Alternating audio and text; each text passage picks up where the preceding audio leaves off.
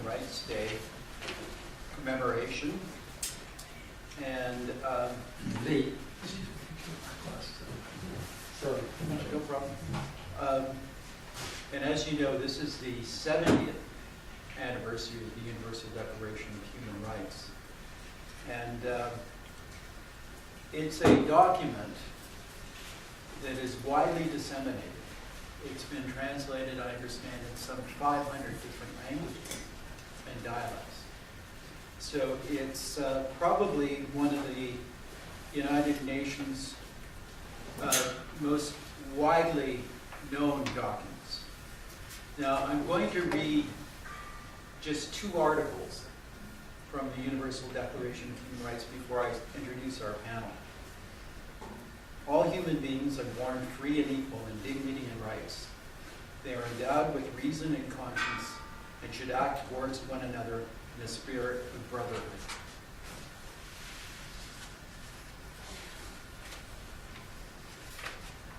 Nothing in this declaration may be interpreted as implying for any state, group, or person any right to engage in any activity or to perform any act aimed at the destruction of any of the rights and freedoms set forth therein.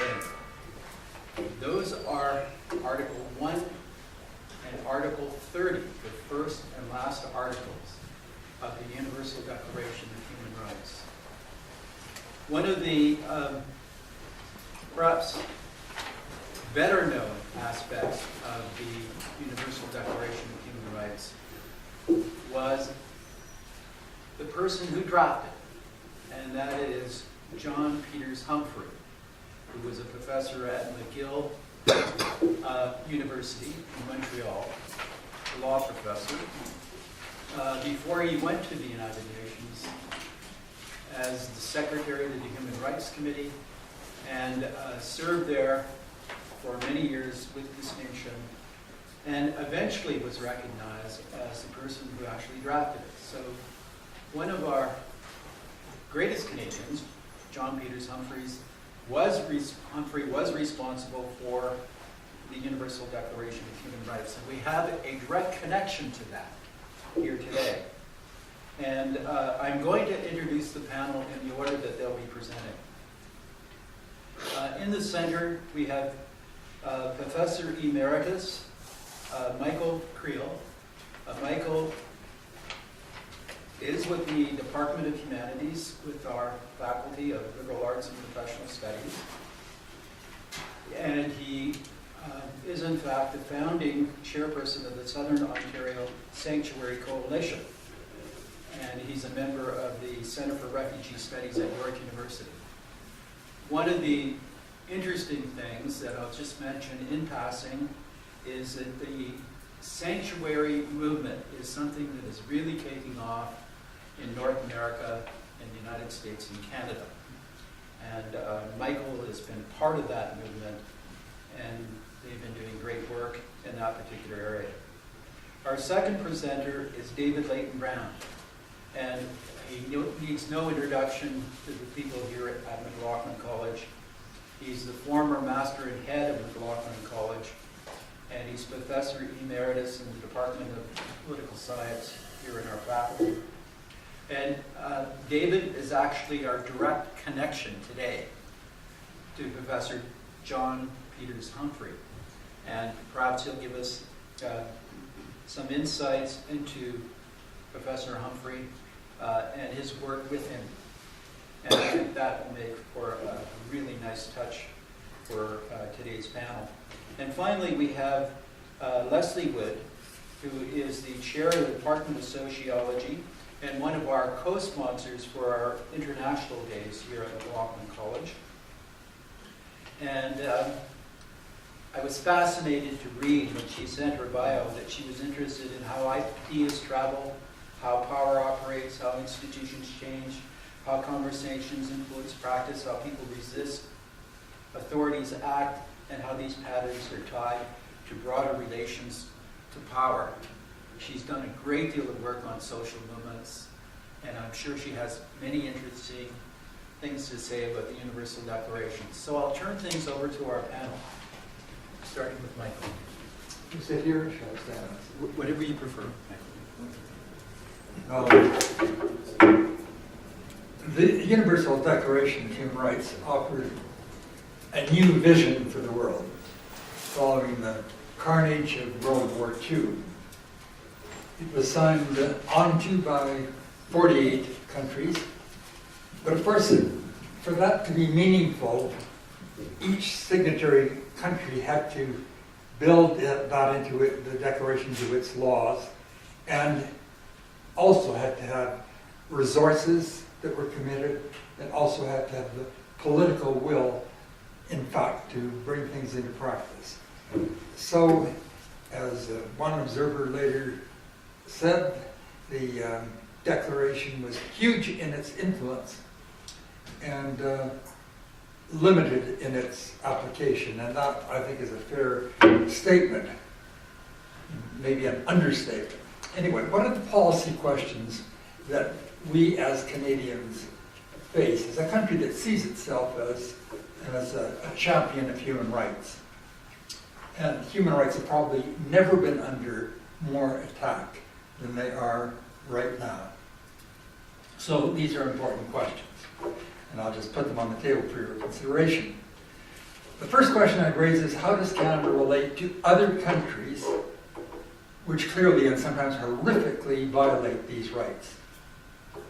To use just one example, and of course there are many, Saudi Arabia.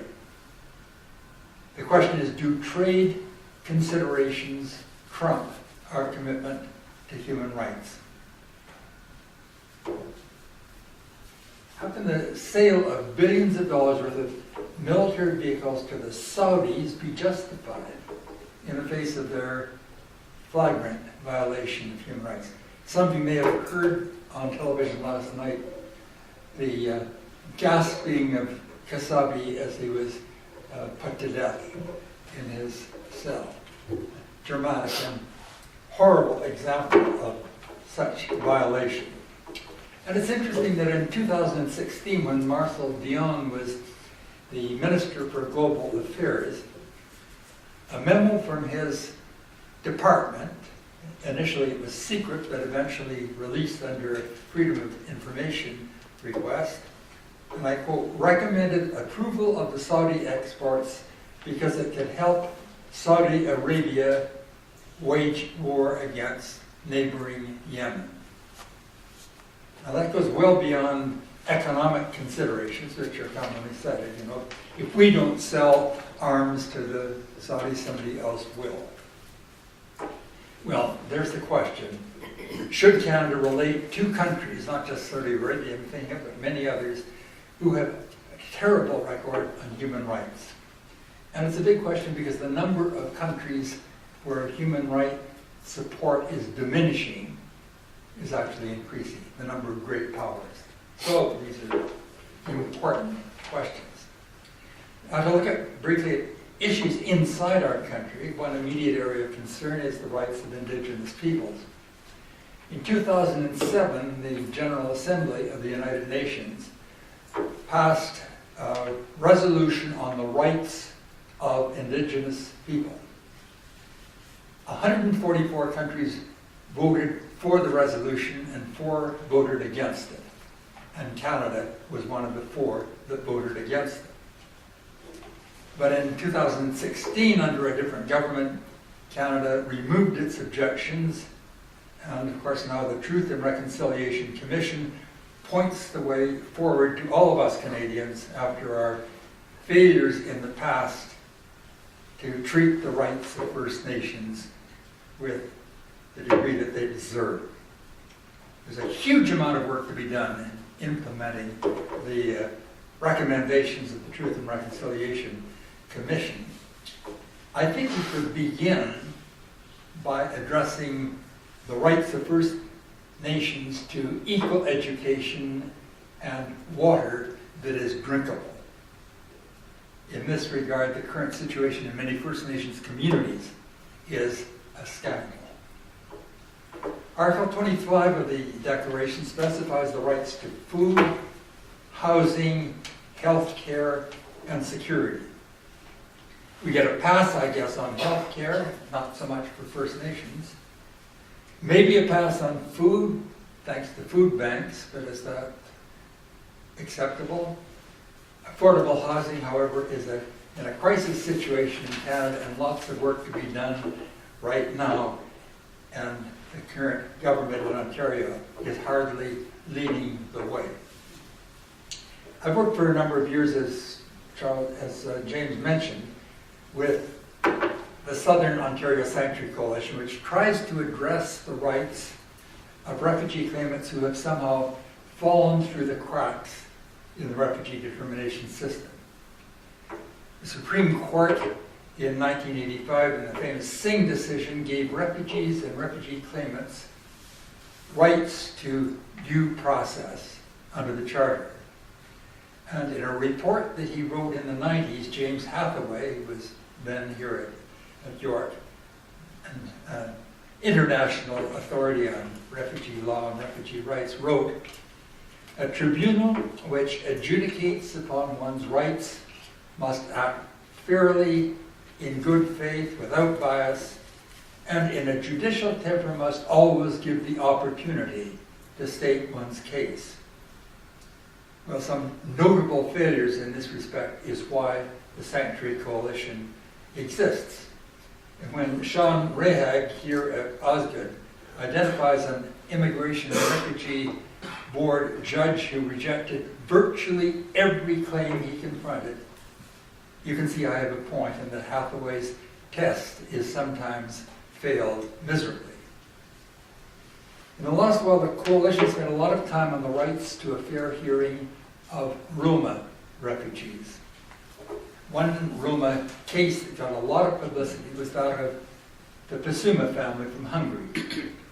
Joseph Pasuma had worked in Budapest, out of Budapest, on the rights of Roma with a member of the European Parliament. And he was savagely beaten in the course of his work. And his family, their lives were threatened. So he had no alternative but to leave. He came to Canada seeking asylum. A key document proving his case, proving that he had been beaten, proving that his family had been threatened, was not presented at his hearing because of the negligence of the lawyer. So his claim was rejected. John Rahag's research showed that between 2008 and 2012, that lawyer, Victor Hohatz, had represented some 500 Roma refugees, and just 1% had been accepted. And of course, there were many more after 2012.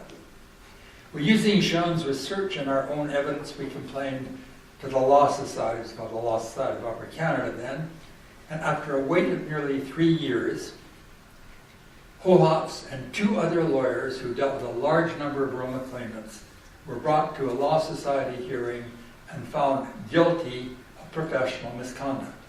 And it took an incredible amount of time, energy, and money, and the work of a multi-faith coalition to achieve landed status for the Pasuma family against the determined resistance of the then minister, Chris Alexander.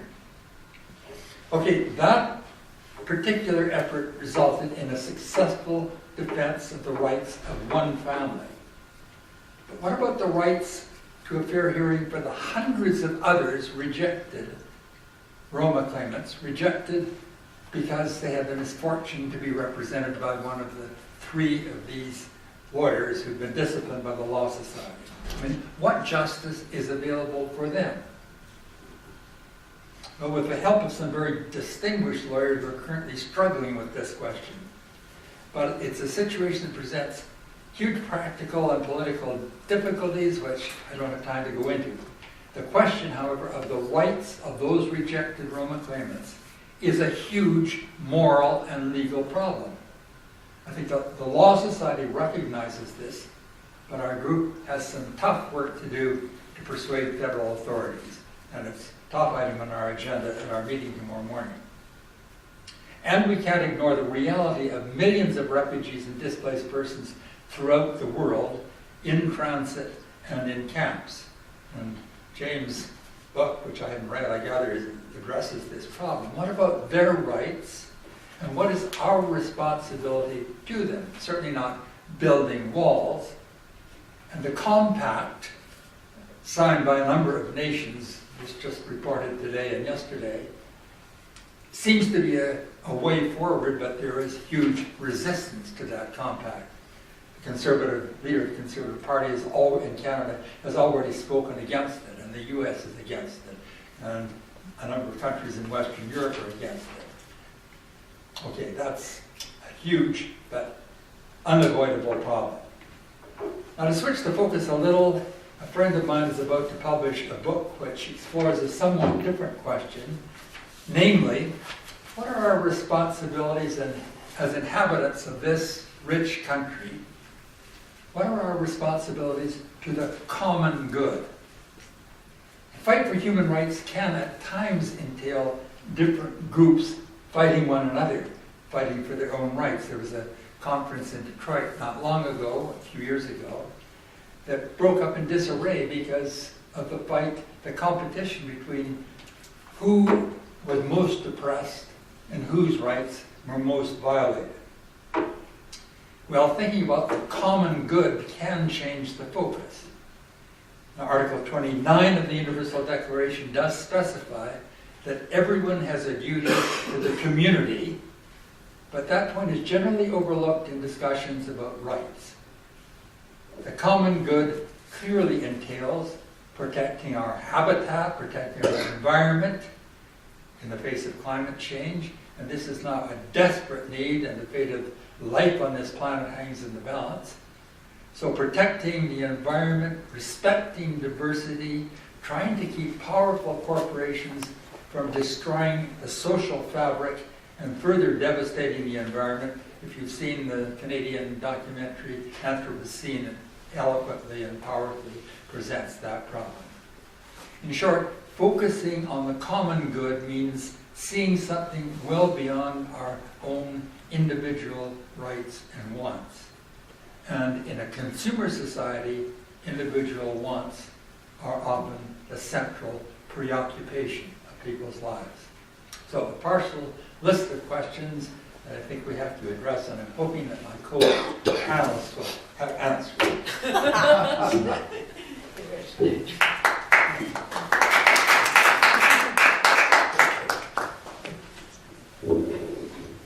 Thank you very much. I'm going to speak on a very different level of abstraction. But first I have to respond to the cryptic comments that James made about my direct connection to John Humphrey. And I do so with some embarrassment because it really sounds like more than it was. But in 1967, or 66, 67, I was, for about a month, the research assistant to John Humphrey, long after the development of the UN Declaration of Human Rights. That was the year that he returned from the United Nations to take up a faculty position at McGill University. In that year, McGill University, as it did every year at that time, held a major international conference, the so-called McGill Conference on World Affairs, MUCWA, as we called it. And John Humphrey, recently arrived from the UN, agreed to be the concluding keynote speaker. But he was not able to attend the entire conference. And so the organizers of the conference thought it would be a good idea if someone, who turned out to be me, would take notes for John Humphrey and brief him on what had happened throughout the conference so that he could make connections in his closing remarks. And so I was assigned as his, quote, research assistant to do that. It turned out he didn't need me. He didn't pay any attention at all to what I had done because he was able to attend some of the proceedings. And there was an exaggerated sense that because of his physical disability, where he could not take notes for himself, his arm did not work, he remembered everything he needed. And so in short, I was a research assistant without impact. But I was his research assistant, and it's nice to be able to say that I was. I don't know, what I'm going to talk about is really to try to put the UN Declaration of Human Rights into a context. And I'm going to talk about two principles and one tradition of Canadian diplomacy, especially Canadian diplomacy in the decade or decade and a half following the Second World War, that many people consider to be the golden age of Canada's role on the world stage, where we punched above our weight, where we exercised a degree of influence beyond our standing. One of the key principles that was and remains central to Canadian, what we variously called external or foreign or global policy, was the recognition that Canada cannot accomplish for itself almost anything that it wants in international affairs. However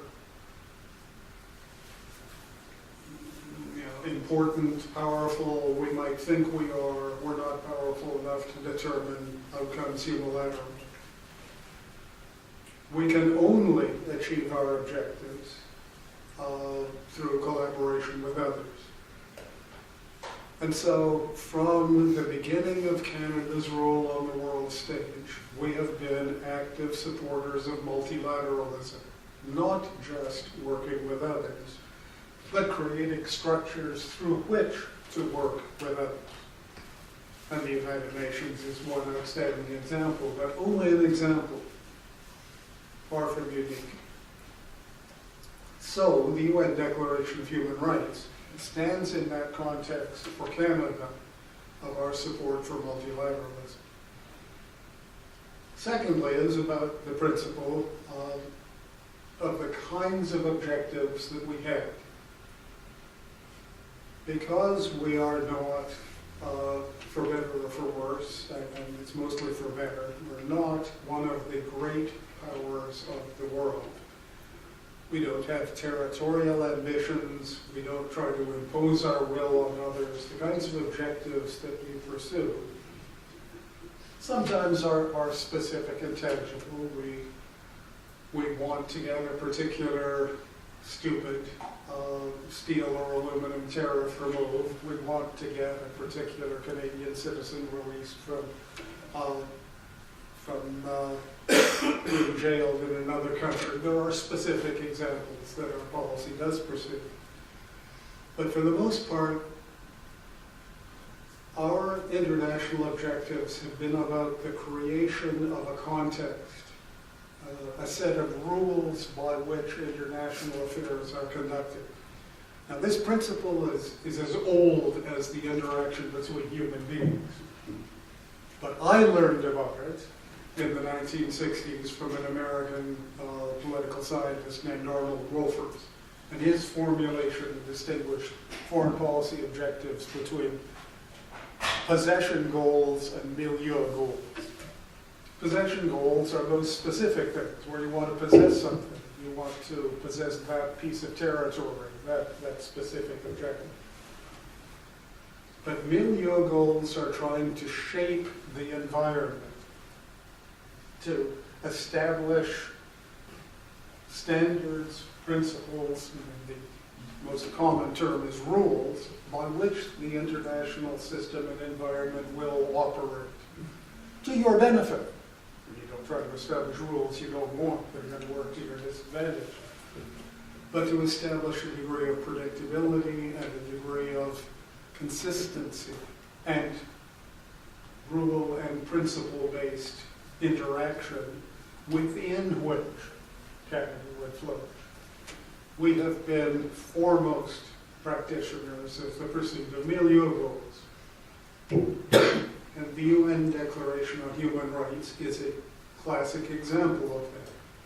We think, we don't always live up to, as Michael has pointed out, but we think the world would be a better place if human rights were not just respected by ourselves, not just respected by a specific wrongdoer, but respected by everyone, because those rights are universal. That is the milieu goal that we have to pursue. Thirdly, a tradition rather than a principle of Canadian diplomacy in that golden age period of the 40s, 50s, and early 60s. That was a time when the people who carried out Canadian diplomacy were exceptional. Names that still resonate today: O.D. Skelton, Lester Pearson, George Ignatieff, Hugh Braun, John Holmes. Truly giant figures working in Canada's public service and especially in Canada's foreign service, which attracted the best of the best. Now, one of the consequences from the caliber of those individuals, and I should say, though the examples, the names I've mentioned so far have worked in Canada's foreign service, we also had people like John Humphrey, like Maurice Strong, who worked in the international institutions like the UN, with a similar kind of role and impact. A consequence of the quality of those individuals was that they didn't demand as a right, but they were looked to provide a kind of glue function to making those international meetings and collaborations and institutions work. And the best example of all of that is that it is a remarkable disproportionate amount of time that Canadians were the drafters of documents, of communiques at meetings, of a declaration like the UN Declaration of Human Rights. We demonstrated and were trusted to reflect common view rather than advocate a narrow personal possession goal. And we did it. And in this particular case, we was John Humphrey. And we all, Canadians, bask in his reflected glory, and may it be so.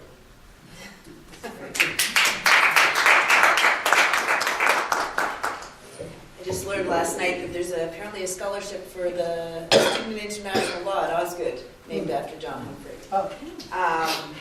Quite interesting. So, last summer, I went to the UN with my son, who's 13, in New York City, and I was super excited. It's a lot of security if you've gone there, right? You have to show your passport and just scanned and all this stuff. Went into this very 70s style architecture, reminded me a little bit of York, and looked at the art that had been donated from governments around the world for peace, against war, for understanding. I was really quite thrilled. We went on the guided tour, and at one point in the tour, we looked at the prints on the walls that had each declaration made into a beautiful screen print. For asylum, again, for a fair trial, to be free from persecution, each one, including the very hopeful one of everyone has the right to rest and leisure, including reasonable limitation of working hours and periodic holidays with pay. And I posted this on Instagram last night. I had a picture of it in my phone. And one of my friends, Riley, said, who's stopping us from doing this? We're working away on a Sunday night at home. But from the more sort of dramatic to these aspirational sort of like taking care of other people, taking care of relationships. Here these were on the wall. But what kept, and my son was actually paying attention, and as we went along. But what struck me was that the guide kept saying over and over again, well, these are non-binding. They're non-binding. They're non-binding. And I thought, what is this about? Is this some sort of Trump-era fear that American visitors are going to be concerned that there's one world government and that there's sort of a reaction against this? Because these, of course, are binding in a way, right? They are not necessarily legally binding. They have to be translated into particular legal systems. They're not direct, but the instruments that they generate are legally binding, and the social relationships that crafted them and continue to keep them alive, I'm speaking as a sociologist here, are of course binding. They are the glue that you're speaking about. That is social life. Now, I think there's a tendency, I'm an activist and I hang out in activist circles, and there's a tendency sometimes to be a bit dismissive about the UN and human rights as somehow outside of the world of sort of in the trenches social justice struggles. There's a tendency to see it as something that is from the past, that is tied to a particular moment of World War II. And indeed it was, and it is. It was created at this particular moment where the most powerful parts of the world were reeling in the wake of World War II. And there was a wave of decolonial movements, anti-colonial movements starting to erupt. The world was definitely in transformation, and that's a long time ago. I'm sure when I teach about the UN and the founding documents in my classes, some of the students sort of see it as very much ancient history. But of course, it's a tool for making a future at the same time as it's a document from the past. Now, movements use the language of the UN every single day. Right? I think about an article I was looking at yesterday of Autumn Peltier. She's an Anishinaabe 13-year-old who presented at the UN General Assembly last week.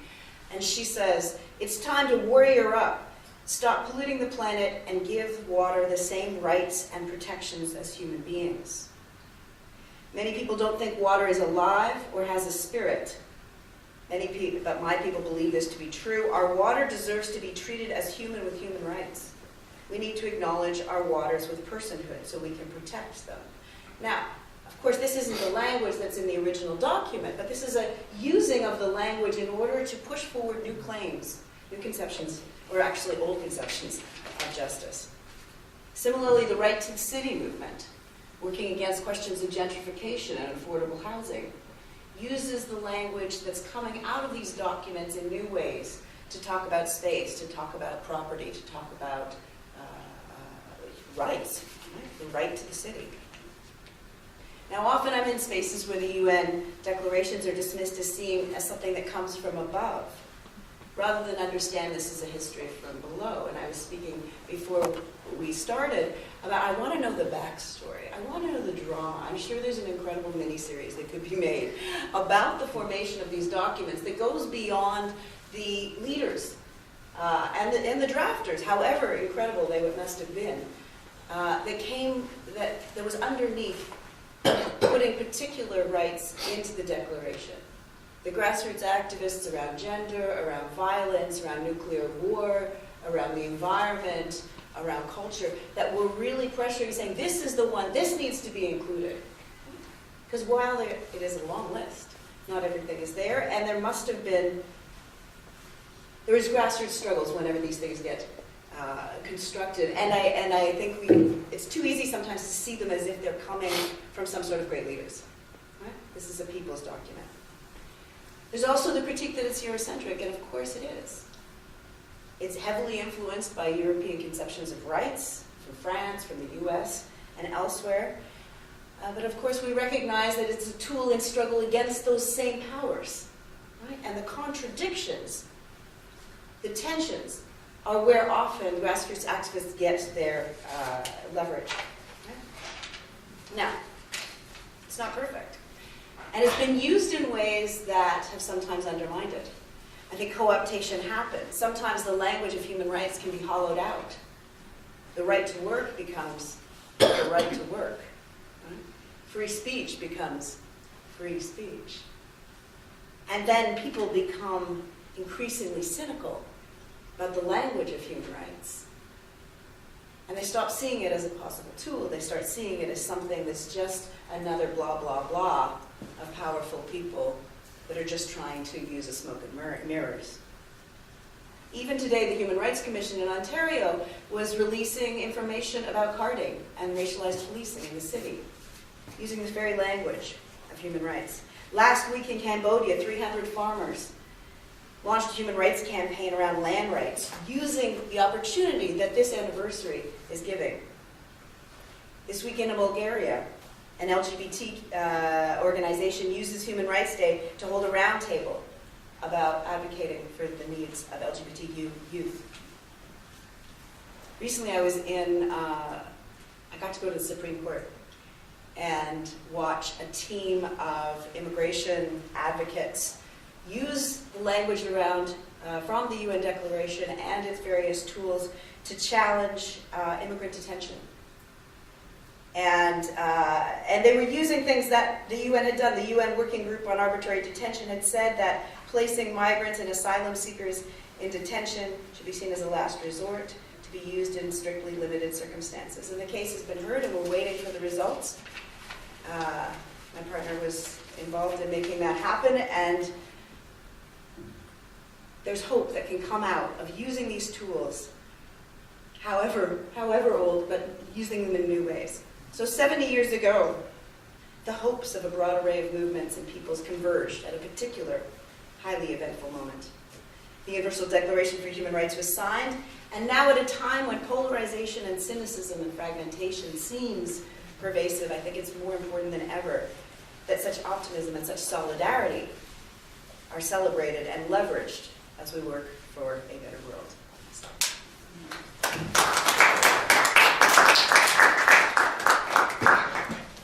Thank you very much. We'll open the floor for questions and comments.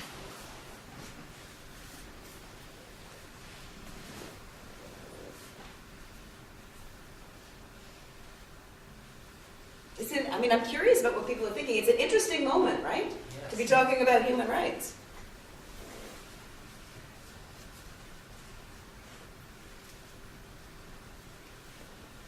I guess we'll get started.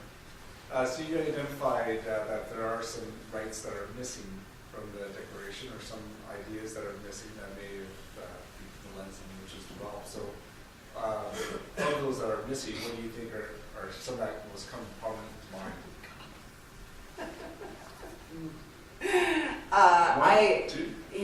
I'm not going to answer that because I feel like I haven't memorized all the ones that are in, so I have a hard time.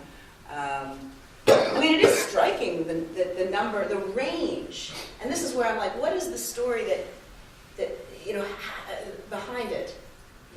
Why are certain things included? What's it? I'll turn it back at you. What do you think? Same thing. I haven't cited that, so I was wondering, because you probably reviewed it more recently than I have, so if there was something that's, or any of the panelists, is there a certain right that are work that you're doing that you're saying, oh, this is actually not captured by the Universal Declaration, or is it truly universal? So resource rights is an interesting one, right? Yes. Yeah. Well, I think a good entry point, at least, to answer that is Lesley's comment in her presentation about the Declaration being based in a European conception of rights. And the example she gave also of the Anna Knobbeck young woman talking about rights of water. In other cultures and other traditions, notions of rights not just cover categories that may not be named in the Universal Declaration, but from different premises.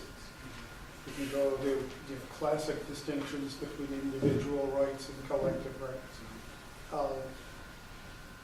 it would be possible to formulate a Universal Declaration of Human Rights that looked very different than this one.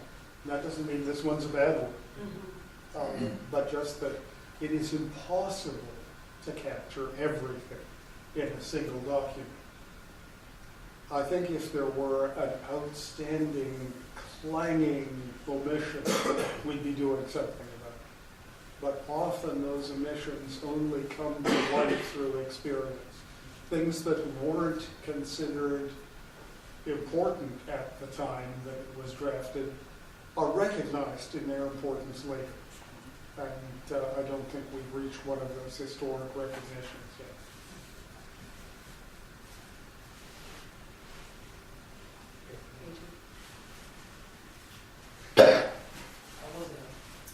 Thank you for your presentations. I was wondering about the United Nations, how relevant it still is in present day,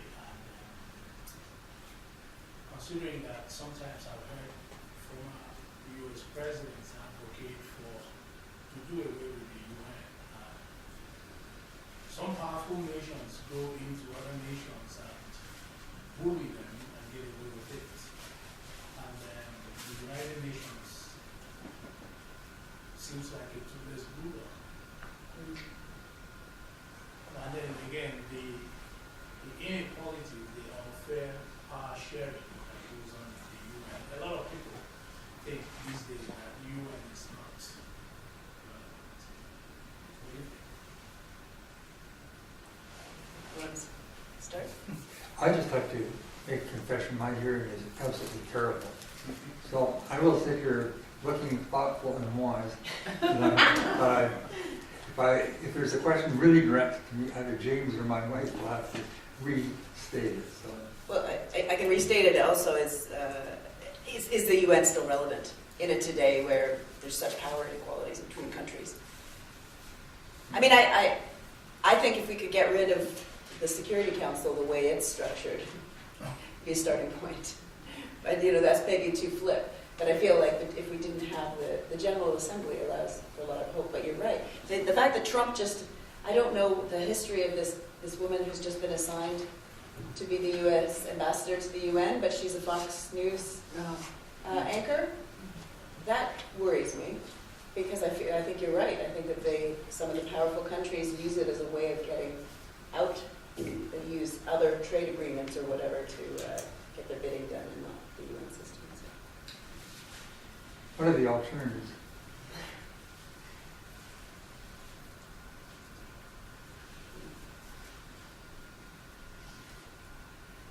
So I'll take you back to a period, an era where there was no declaration and no resolution, where more work was done to sponsor refugees. I'll give you the name of Herbert Hoover. I named the people that are around of sponsoring refugees. Now, that goes counter to really what you're saying, that if we establish these universal norms, that is in itself something that will change the course of history. But if you look back at history, it gives you a different story. And one of the considerations, if you look at history, is the economic need of the sponsoring country. Like all the Ukrainians that came to North America, all the, and to Canada especially, Eastern European people that left situations which are just as bad as you see now. But they came easier. It was an easier way, easier mode of entry. And there was sponsorship. I mean, in my own family's case, it was religious sponsorship. So there's not, you don't see that anymore. I don't see the church anymore, at least in this day and age, doing much. Maybe, I don't know, but I don't see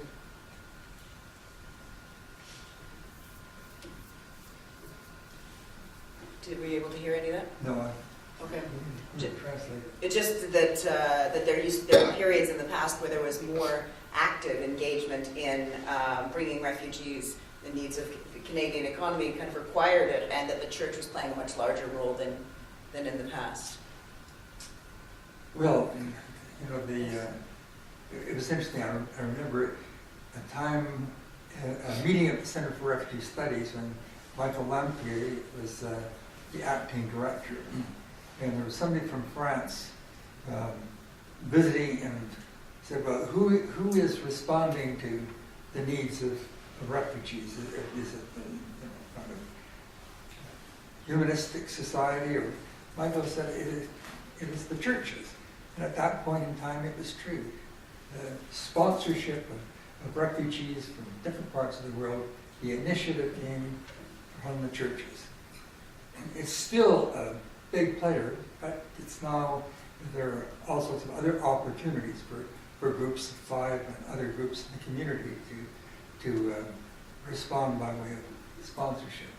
I don't think there's any doubt that the churches are playing a less prominent role than they used to. That's, I think, a given. But I don't think that there is an absence of concern, at least in the mainline churches. I think the issue of social justice is probably top of the agenda. And but it's also interesting that there was a certain point in time when we were originally in the Sanctuary Coalition defending 23 cases, and we didn't seem to be getting anywhere.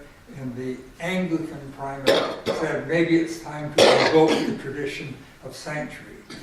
And at that point, the minister in charge, Doug Lewis, was concerned because he knew the Michael Pures, the primate. And so he called a meeting, and we had a meeting that led to a whole review of those cases. I don't think that would happen today because there just wouldn't be that much attention paid to a leader of the United Church or the Anglican Church. But that doesn't mean that those bodies don't have responsibility, and it doesn't mean that they are not articulating strongly concerns in the area of social justice, including the issue of refugees. I don't know if I'm answering your question. Brilliant. I'd like to ask, what can Canada really do to promote human rights around the world, especially in cases like Saudi Arabia? We can say we're not going to have any trade with Saudi Arabia, that's fine. But what do we do in China? What do we do in Russia? If we start to take that stance on every country, then we're not trading with many places around the world. I'm not saying we shouldn't boycott Saudi Arabia, by the way, but realistically, what can we do? What do you think that we should do? Well, there has been a response in relation to Russian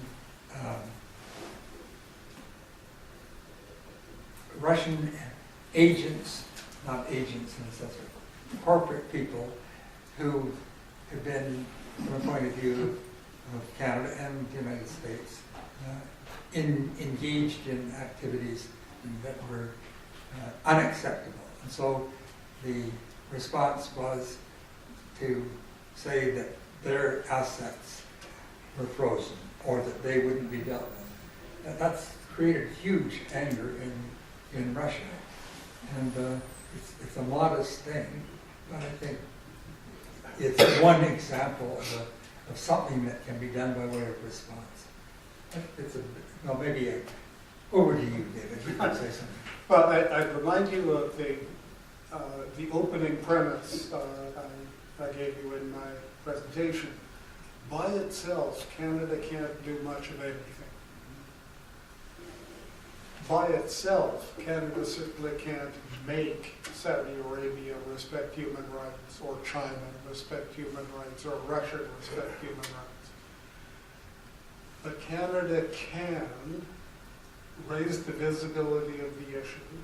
Canada can find and encourage and work together with like-minded countries that collectively can do more than any one of them can do, more than all of them can do acting unilaterally.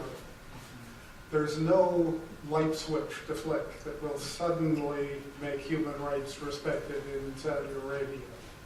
Certainly not in an even bigger power like China or Russia. But there is incremental progress that can be made.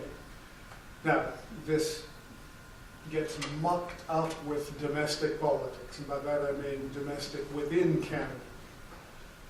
There is a view, and it might prevail at certain times, that it's more important to be seen to be doing something than to be accomplishing something. There are Canadians who want to cut off all trade with Saudi Arabia, which is not likely to lead to an increase in respect for human rights in Saudi Arabia, but might make some Canadians feel good about themselves. So it really comes to a nuanced question of what you're trying to accomplish. And sometimes what you're trying to accomplish is domestic politics. Or are you trying to contribute to that incremental growth of collaboration to make a norm that has been agreed to rhetorically, taken more seriously, more widely? And that's not as exciting, but it is where real progress happens. Isn't it important to, for instance, in the issue of climate change, which is a desperately important issue, we all agree with that. Is it good enough to say, well, you know, what can Canada do? I mean, we're just one country, and so we're doing relatively little. Wouldn't it be important for Canada to be taking stronger measures to address that question? Wouldn't that at least be a signal to other countries that this is where we stand? I mean, other countries are going to be not told by us what to do, but may well say, yes, okay, Canada's doing it, maybe we can do it too. I mean, I think it's something in another tradition is called bearing witness. Yeah. If you believe in something, then do it, and let the cards fall where they may. Yeah, I mean, the question that you're asking is like the big question, right? It's like, how do you build a real, commitment internationally? I think, the difficulties of enforcement, we can talk about that all day, but how do we actually build the commitment so that the enforcement is not so much the question, but it's like, could we go, what would it be like to try and remake the Declaration today? I don't know. I mean, obviously, I don't have the answer here, but the answer here.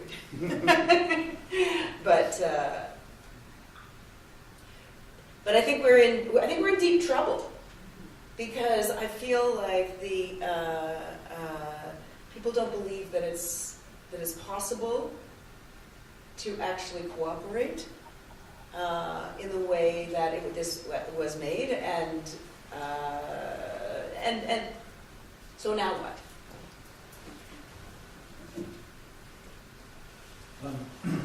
David, you mentioned that there was this golden age of international diplomacy that Canada experienced, and you talked about the two principles, and that Canadians were the great drafters of all of these international documents. Well, not all. Well, many. And I'm wondering, have we moved away from this tradition and these principles? And if we have, why is that the case in your opinion? And what can we do to get back on the track? Well, I don't think we've moved away from the principle of multilateralism. I also don't think we've moved away from the principle of milieu goals. I think we've moved away from the degree of influence that we exercise. Some of that is the fact that the world has changed enormously around us. Some of it's the fact that we've changed. The public service doesn't attract the caliber of people that it used to. The foreign service within the public service certainly doesn't attract. There are career aspirations that people have that are in other realms now. International institutions have become more bureaucratized. There was an ad hocery in that first post-war decade, that gave an opening for gifted individuals to have a disproportionate impact. Now there are huge staffs nationally and internationally that do all the drafting. There's no opportunity for someone to turn and tap the Canadian on the shoulder and say, would you take a crack at drafting something up for us? And so the context is different. But I don't think we're as focused. But we're also not proportionate. If we think back to that post-war period, recognizing that Japan and Germany and Italy had been devastated and defeated in the war, Canadian Army was probably, and Navy, the armed forces, were probably in the top 4 of the world. If you try to imagine where, in military terms, we stand in the world today, it's probably not in the top 40. In terms of number of people involved in the public sector, it's not as great as it was then. Canadian society and Canadian activity has changed, and world society and world activity has changed. And there are other people who want to play roles. There are more countries. There were 50 in 1945. There are 200 plus today. It's a different field in which we're playing. So I don't think we've departed from the principles, but I think the opportunity is very different. Seems to me that the one thing everybody can do is respond in a very immediate environment in terms of the issues of rights and respect. I don't think that the Sanctuary Coalition is going to change refugee patterns and practices throughout the world, but I think every single individual human being that has been protected through the work of the Sanctuary Coalition, that is important. And those are the things that we can do. And I agree with all what David has just been saying in terms of the role of Canada in the world stage. So that may be considerably reduced. What is our immediate responsibility as human beings sitting in this room and living in this country? I think we do what we can where we see a possibility of making a response. And that can be modest or it can be of some consequence. But we can do something. And that's the very least. Can I note that your explanations, could it be due to the fact that during the era of Cold War, the middle powers, such as Canada, they had more latitudes. But whereas after the collapse of the Soviet Union, that latitude has been restricted for middle power to engage in certain independent activities. Otherwise, as you mentioned, Canada right now has the best opportunity to display that kind of leadership. Maybe the reason is that it doesn't want to antagonize the United States. Certainly, the change in the international environment is enormous. And the biggest example of that change is the world is not bilateral in the way that it was for 20, 30 years. At the height of the Cold War, every international action and every international relationship was understood in the context of Soviet, American, Warsaw Pact, NATO, East, West, broadly. And it was in that context that not just Canada alone, but in particular Canada, had an opportunity to do things productively because it was part of the West, but not the leader of the West. It had a kind of bridging role that it could play because it was respected but still trusted. Now there are not just two sides, there are multiple rivalries. There's not one defining issue. It's a more complicated world, and that means opportunities for leverage are a lot less.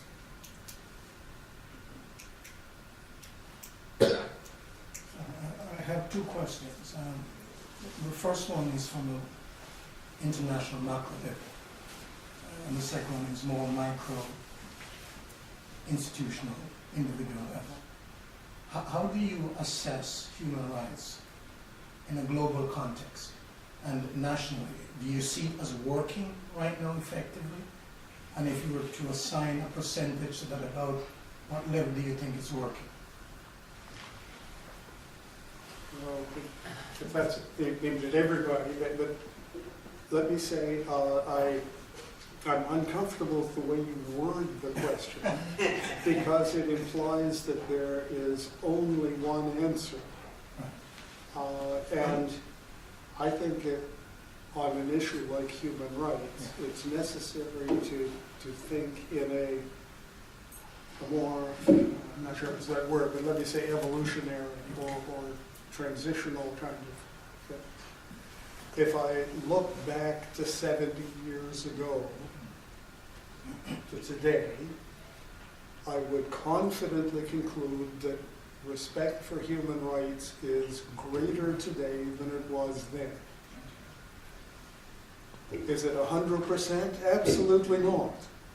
There's not a single country in the world, I'm not just talking Canada here, but not a single country in the world where there's 100% respect for human rights. Everyone can do better and should do better.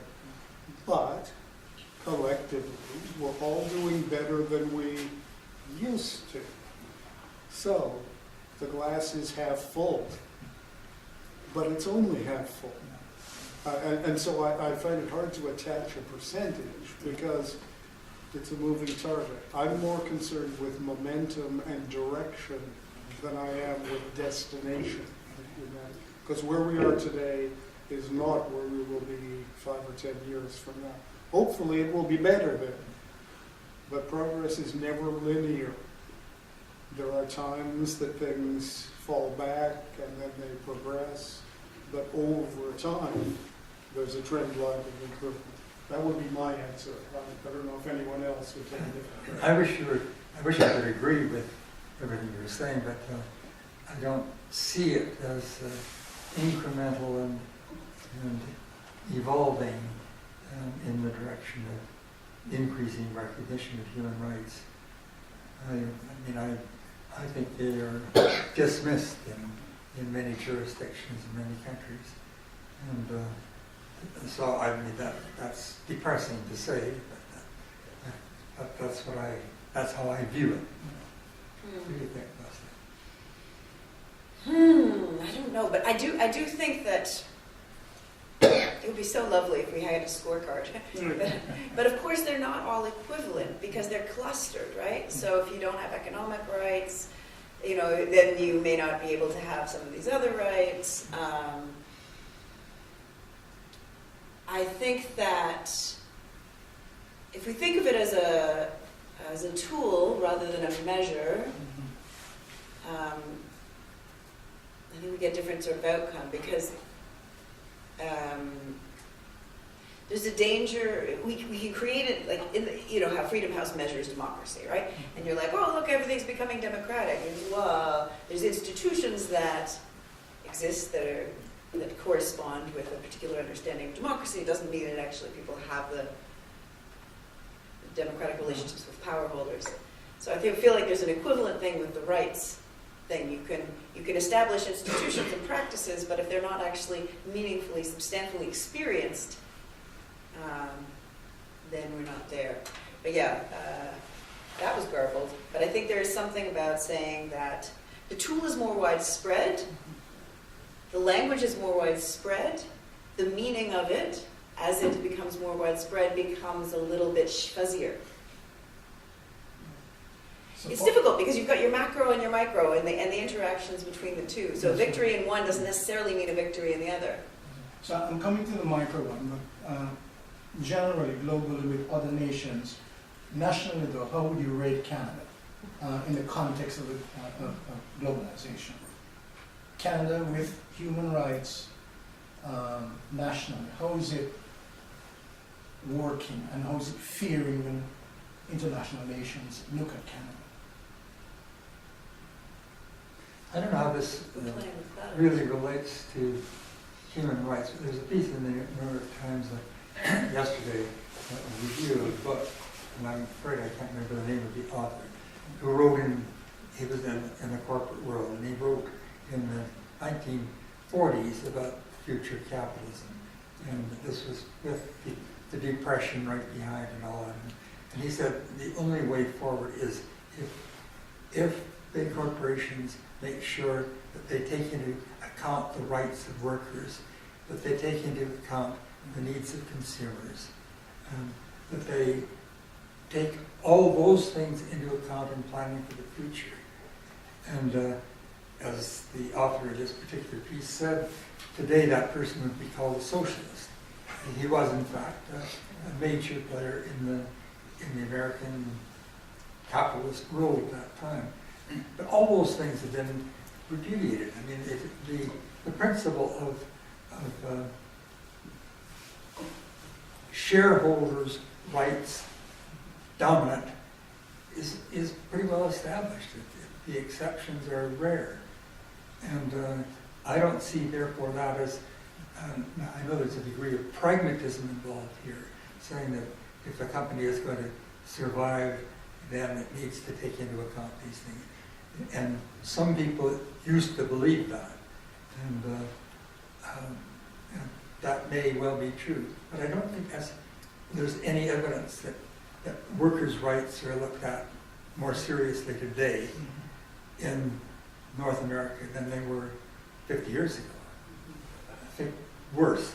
I think their workers' rights, unions have faded in their power and their presence. So I'd like to be more positive, but it might be the case that a new revelation will occur because we're on the brink of a dangerous situation with the gap between the rich and the poor becoming horrendously big.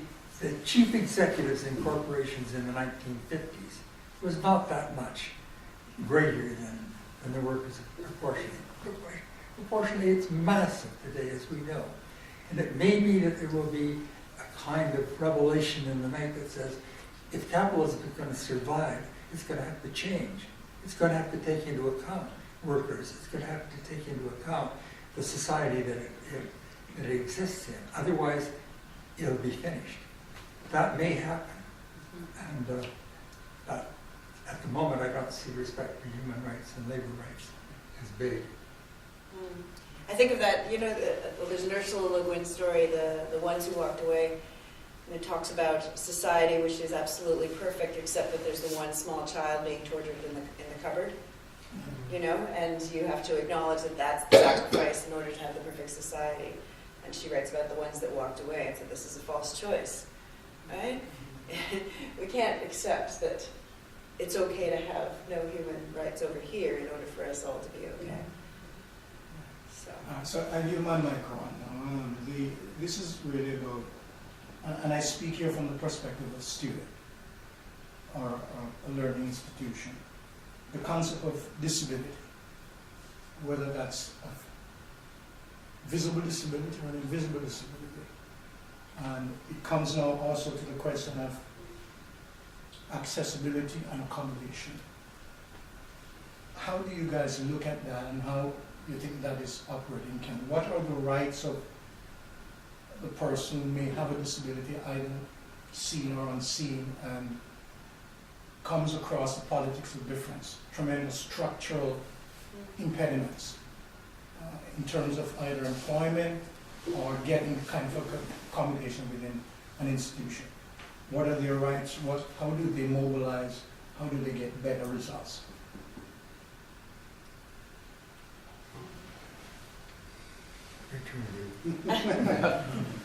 I, I mean, the issue of disability was really interesting because, I don't know, what now, 15 years ago, I attended an international conference on the issue of inclusion in higher education. And the organizers of the conference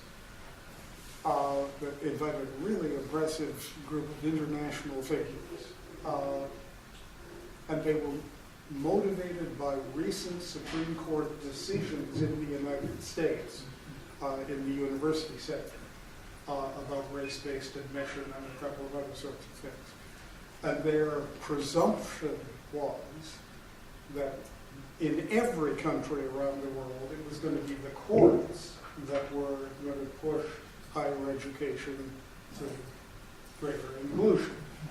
And in country after country around the world, we all said, well, no, there are different set of factors that are working in Brazil or in the Netherlands or in Canada or in all the other places that are there. And at the end of a week, it was a week-long residential conference, we concluded that the next big challenge to inclusion in higher education was not going to be race-based.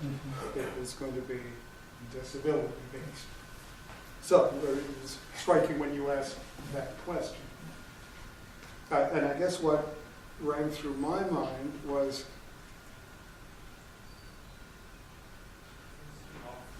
in things like the Declaration on Human Rights, and especially in things like national policies that apply those principles to domestic jurisdiction. There's a question about what differences are considered politically salient.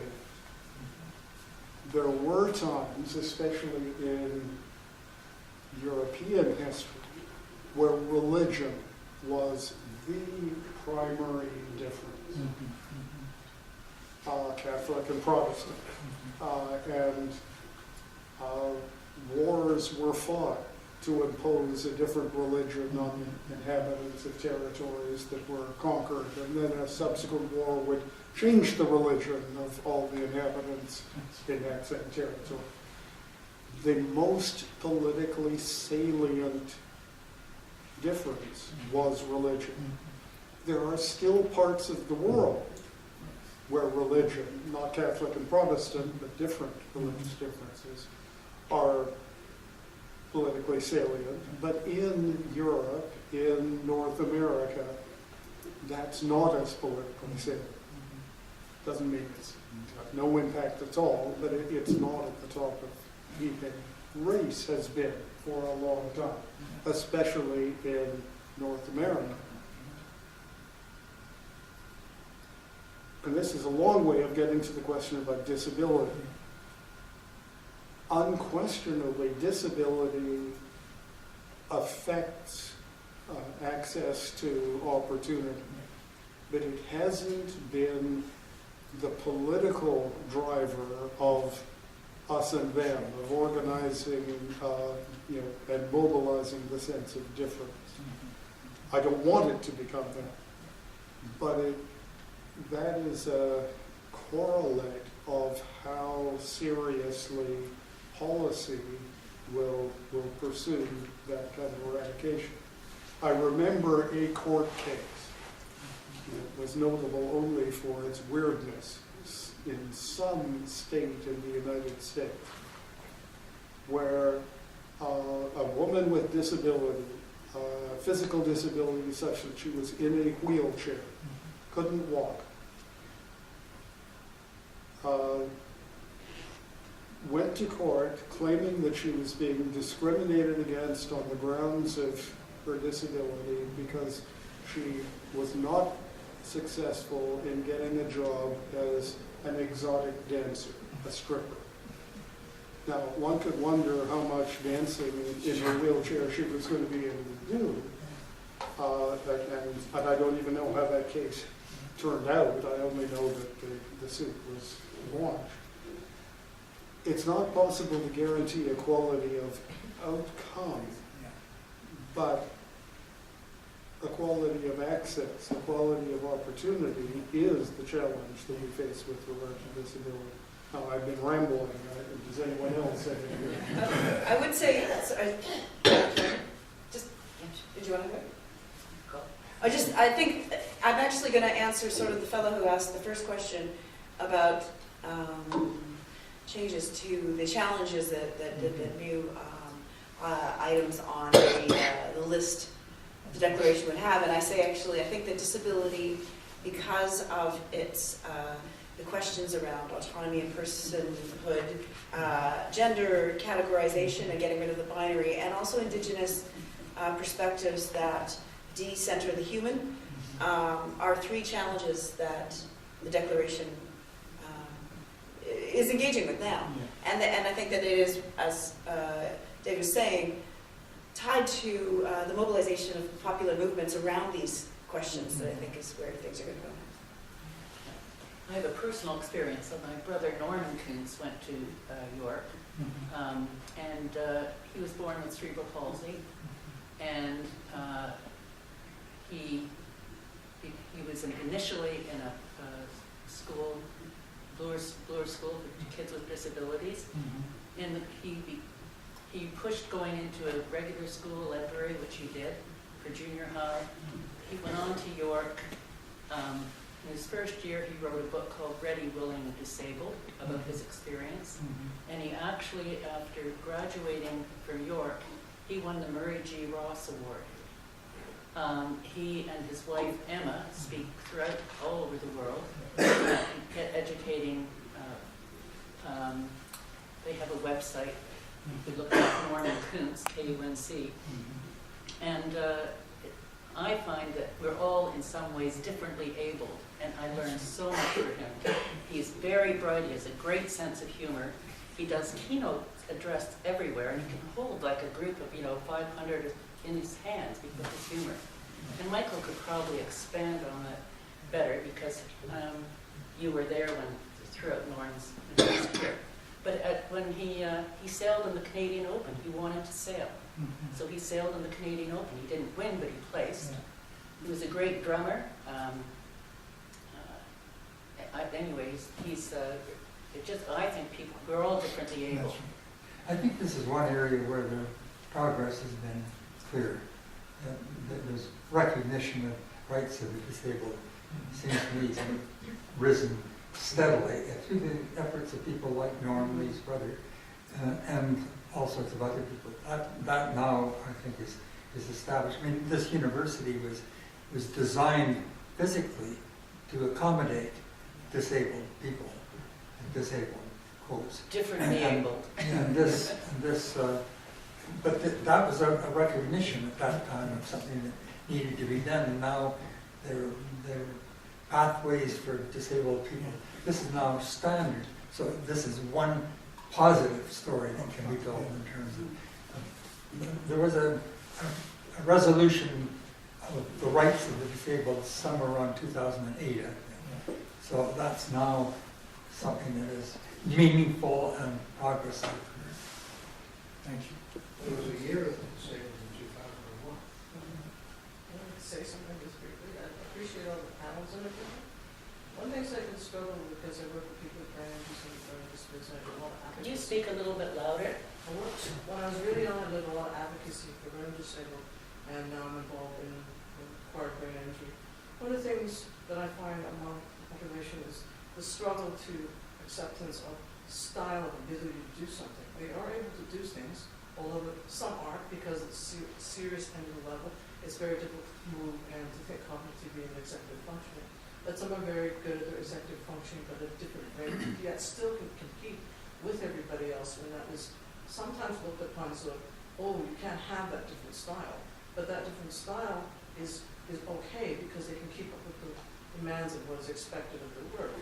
And they struggle with that, and that prevents them having the door open to level of employment, to get off disability, to have more independent life, to pay their bills, because people with disabilities, depending on what it is, can have higher expenses due to whatever they have to do to accommodate the ability to hold down a job maybe get their own car, or maybe have a machine help them, throughout the day to have their ability to be healthy, to be able to be employed. And those things are not often talked about, is the executive functioning differences, even among people who are, ambulatory, able to walk, and there's different styles that are not accepted. I'm not meaning criminal behavior, but as in different style of being able to do something, because a person does a little, seemingly moves a little slow, but still keeps up with everybody else anyways, or is a little fast talking or whatever it is. Fast talking is a little harder to understand because people can't always interpret fast talking, slower talking, or whatever. These things are not addressed as much and not talked about. And I've seen people fight through the system and they've been successful, but it's still something that's kind of not talked about as much as the executive function of individuals. Whether you have disability or not is a very common thing, and I find it's a barrier sometimes, and it shouldn't be a barrier, really. So that's what I want to address, if anybody wants to consider that. But thank you very much for all the panel. Very insightful, and I learned a lot. Yeah. Thank you. Lesley, I have a question. In terms of the importance of social movements to actually help realize human rights that have been codified, whether it's the Universal Declaration of Human Rights or any of the other human rights instruments. And I'm thinking about the Arab Spring, where even in totalitarian, dictatorial, oppressive regimes, people rise up and they challenge the authority and start asserting their rights. So I'm wondering to what extent we really need social movements and we really need that kind of rising up to help realize our rights. And without that, you can't really breathe life into these codified black leather laws. Absolutely, and it changes as they are used, right? So one of the depressing projects I've been doing lately is looking at all of the cases of lethal violence against protesters last year. And then when do people rise up in solidarity with them, and how is that mobilized? And so what you see is out of the 37 episodes where there were people killed, only 4 of them had international solidarity responses, and it was the language of human rights in combination with self-determination that translated the struggles to other places and allowed people to say, yes, we care, we're part of this, this is a violation. And when that isn't able to be done, or it isn't done, the struggle stays small. Now, there are other ways, of course, that things could be translated, but this is something that people recognize, the language of human rights. It may mean different things to different people, of course, but it's a tool that can be used, for sure. Can I have a question? Yes. But can you name one social movement in the West that actually has involved on supporting the plight of the people in Syria? And what is the reason that you have never seen such a movement? But you have seen anti-imperialist movement. That is the problem in the West, in my view, because most of those anti-war, anti-social movements, they have become some accomplice of dictators in those regions. And because of their historical hostility to the United States, they have completely ignored what the Russia or the other dictators have done in that area. And whenever the United States kills someone, then you can see anti-war movement in the West, they are on the streets for the United States. But when it's supported by Russia or Iran or Ayatollah, then actually they have become the foot soldier of the dictator in the West. That is one of the problems with progressive in the Western society. Somehow their competition with anti-imperialism has overcrowded their rationalities with respect to what Russia, Iran, Syria, they have done with the people.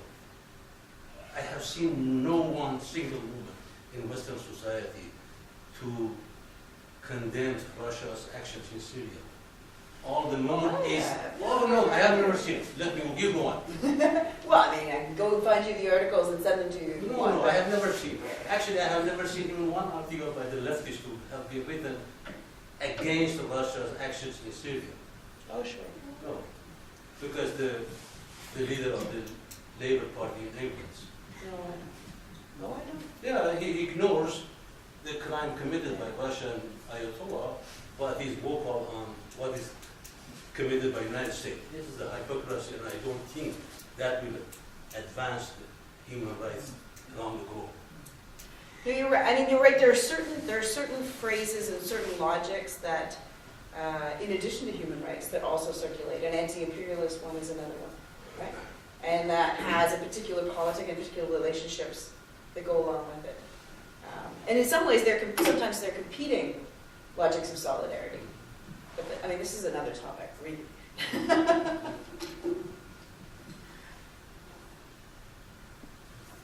But I think his question, like with respect to China, you're right. I mean, there's a few demonstrations at City Hall, of course, come and gone, but our prime ministers, have both been in hot water with Chinese government. Recently, Justin Trudeau. But before him, Harper was got in trouble. And just in this context of ideology, he was the one that made the public apology in Parliament. It was also his administration that recognized the Armenian genocide. So there is a sense of continuity, I think. But I think the issue that bothers me is you have no moral dimension anymore. You went to Chris Alexander. Yeah. There's no moral dimension in these people, like you have with Lesley Pearson or Paul Martin, people like that, where they can pick up the ball and run with it. A good example is over at Oscar Hall, actually Ron Atke was a person, as Minister of Immigration, that brought in the book. And somebody should sit down with him and tell his story to find out why that was a success with the Jewish community in Toronto.